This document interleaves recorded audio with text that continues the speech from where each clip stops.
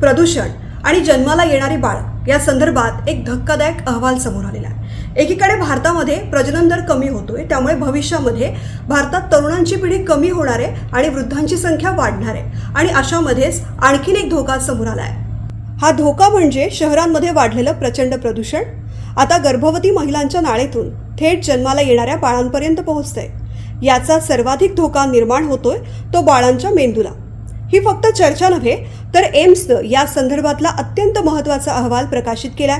त्यामध्ये अत्यंत गंभीर इशारे दिले गेले आहेत। एम्ब्रियो मॉलिक्युलर मेडिसिन आणि नॅशनल लायब्ररी ऑफ मेडिसिनच्या जर्नलमध्ये या संदर्भातला अहवाल प्रकाशित झालाय। हवेतले PM 2.5 आणि PM 10 सारखे अतिसूक्ष्म कण थेट गर्भाशयातल्या प्लॅसेंटापर्यंत पोहोचतात आणि बाळाच्या नैसर्गिक विकासामध्ये अडथळा आणतात। प्रदूषणामुळे IGF-BP3 नावाच्या प्रथिनांची पातळी कमी होतीये।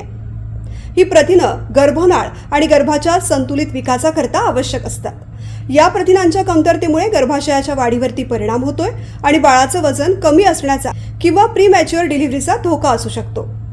प्रदूषणाचे परिणाम फक्त बाळांच्या जन्मापुरताच मर्यादित राहत नाहीत, तर जन्मानंतर सुद्धा अनेक वर्षांपर्यंत बाळांवरती दिसून येतात। मुलांच्या मज्जा संस्थेवरती थेट परिणाम होतोय। प्रदूषण आणि जन्माला येणाऱ्या बाळांसाठीचा धोका या संदर्भात 994 महिलांवरती अभ्यास करण्यात आलाय। हे सगळे इशारे वेळीच गांभीर्याने घ्यायची गरज आहे। त्यामुळे अतिप्रदूषणामुळे जन्माला येणारी एक अख्खी पिढी कमकुवत जन्माला येणार आहे। त्यामुळे वेळीच भान ठेवणं अत्यंत गरजेचं आहे। तुम्हाला हा व्हिडिओ कसा वाटला आम्हाला कमेंट करून नक्की कळवा आणि NDTV मराठीला सगळ्या प्लॅटफॉर्मवरती फॉलो करायला विसरू नका।